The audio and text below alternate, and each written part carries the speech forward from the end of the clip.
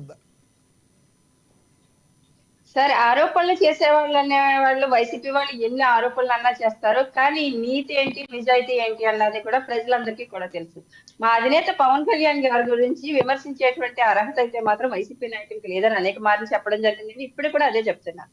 ఎందుకంటే ఇవాళ మొక్కలు నాటేటువంటి కార్యక్రమం నారా చంద్రబాబు నాయుడు గారు ముఖ్యమంత్రి వర్యులు అప్పచెప్పినప్పటికీ కూడా ఇది వరకు కూడా మా అధినేత పవన్ కళ్యాణ్ గారు ఒక మొక్క నాటి అది ముగ్గురికి సవాలు విసిరి అందరూ కూడా అది రాష్ట్ర వ్యాప్తంగా ఒక ఉద్యమం లాగా మేము ఎలా మొక్కలు నాటేవాళ్ళం అదంతా కూడా తెలుసని ఇప్పుడు ఈ ప్రోగ్రామ్ కూడా చాలా సక్సెస్ఫుల్ గా మేమంతా కూడా చేయబోతున్నాము.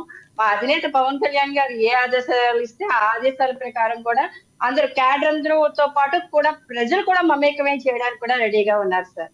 ఇలాంటి మహత్తరమైనటువంటి కార్యక్రమాన్ని అది రాష్ట్రం చాలా పచ్చదనంగా ఉండడం కోసం తీసుకున్నటువంటి నిర్ణయాన్ని అయితే మాత్రం స్వాగతిస్తున్నాం సార్. అలాగే మాట్లాడుతున్నారు వైసీపీ నాయకులు, దాడులు జరుగుతున్నాయి, మహిళల మీద హత్యలు జరుగుతున్నాయి, దుర్మార్గాలు జరుగుతున్నాయని. వాళ్ళ పార్టీ హ్యాండిల్ చూస్తే తెలుస్తుంది సార్. మొత్తం అంతా ఎక్కడ ఏమి జరుగుతుంది అంటే రాష్ట్రం అన్న తర్వాత చిన్న చిన్న గొడవలు జరగడం ఇవన్నీ సహజమే. కాకపోతే ఎక్కడా కూడా మా ఒకటి అధినేత పవన్ కృష్ణవేణి కళ్యాణ్ గారు, గారు కానీ కృష్ణవేణి గారు గతంలో జగన్మోహన్ రెడ్డి గారు ఇదే విధంగా అధికారంలో ఉన్నప్పుడు వైసీపీ వాళ్ళు ఎవరైతే దాడులు చేస్తే టీడీపీ పార్టీ ఆఫీస్ మీద ఇవన్నీ జరగడం చిన్న చిన్నవి కామనే అన్నారు జగన్మోహన్ రెడ్డి గారు. అప్పుడు మీకు తప్పు కనిపించింది. ఇప్పుడు మరి జరిగే వాటిని చిన్న చిన్నవి జరుగుతామని మీరు చెప్తున్నారు. ఇది మీకు తప్పు అనిపించటం లేదా? లక్ష్మీనాథ్ గారు, ఇక్కడ మీరు ఒకటి గమనించాలండి. ఇక్కడ చిన్న శిలాఫలకం బద్దలు కొడితేనో ఒక ఇద్దరు కార్యకర్తలు గొడవ పడితేనో అది రాష్ట్ర సమస్యగానో పెద్దగానో చూపిస్తున్నటువంటి పెద్దగా కనిపిస్తుంది ఇవాళ వైసీపీ నాయకులు అనే వాడికి. కాకపోతే ఆ రోజు ఇవాళ మేము వెళ్ళి వైసీపీ ఆఫీస్ మీద దాడి చేయలేదండి. టీడీపీ నేతలు కానీ జనసేన వాళ్ళని కానీ అదేంటండి అక్కడ దాడి చేయలేదు. గెలవంగానే అది కృష్ణవేణి గారు మీరు గెలిచిన తర్వాత 15-20 రోజుల పాటు కొడాల నాని గారి ఇంటి మీద ఏంటంటే చాలా మంది మీద ఇళ్ల మీద రాళ్ళు కూడా రువ్వారు కదా, మీరు జరగలేదని ఎలా చెప్తారు?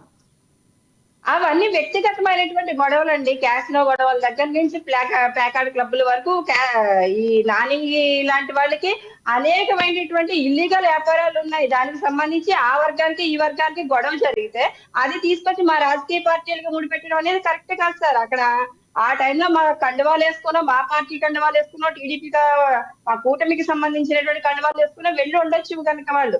కాకపోతే వాళ్ళకున్నటువంటి ఎలాంటి దుర్మార్గమైనటువంటి వ్యక్తులు ఈ కొడాలి నాని అనేటువంటి వ్యక్తి వాళ్ళు ఎన్ని అరాచకాలు సృష్టించారు, ఎన్ని అన్యాయాలు చేశారు, ప్రజల్ని ఎంత ఇబ్బంది పెట్టారు.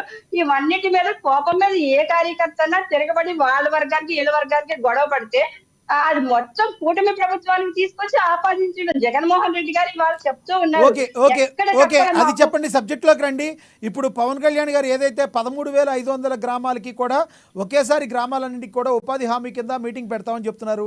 అది ఎప్పుడు పెట్టబోతున్నారు? ఏ రకంగా మీరు గ్రామాలని డెవలప్ చేయబోతున్నారు? అది గ్రామ సభలు నిర్వహించడానికి నిన్న మా అధినేత పవన్ కళ్యాణ్ గారు చెప్పడం జరిగిందండి. అలాగే అధికారులు కూడా ఇవాళ 4,761 కిలోమీటర్ల రోడ్లు మరామతుల గురించి కానీ కొత్తగా రోడ్ల నిర్మాణాల గురించి కానీ ఇవన్నీ కూడా చర్యలు చేపట్టమని నిన్న అధికారులను కూడా ఆదేశించడం జరిగింది సార్. ఇదంతా కూడా గుడ్ మార్నింగ్ సీఎం సార్ అనేసి 5 సంవత్సరాలు ప్రతి సంవత్సరం మేము మేల్కొల్పుతూనే ఉండేవాళ్ళం జగన్మోహన్ రెడ్డి గారిని. ఎప్పుడు మొద్దు నిద్ర వీడింది లేదు. ప్రజలకి 1 మీటర్ రోడ్డు ఫుల్ ఫ్లెడ్జ్డ్ గా వేసింది కూడా లేదు. 2 నెలలు గడవక ముందే మా ప్రభుత్వం ఎంత చురుగ్గా పనులు చేస్తుందన్నది చూసి వారవలేనటువంటి వైసీపీ వాళ్ళు ఇవాళ అనేకమైనటువంటి ఆరోపణలు చేస్తూ ఉండడం అయితే మాత్రం కృష్ణవేణి గారు మళ్ళీ వస్తా మీ దగ్గరికి. ప్రజలైతే మళ్ళీ చీకొడతారండి. మళ్ళీ వస్తా మీ దగ్గరికి. కనపడుతుంది మా కూటమి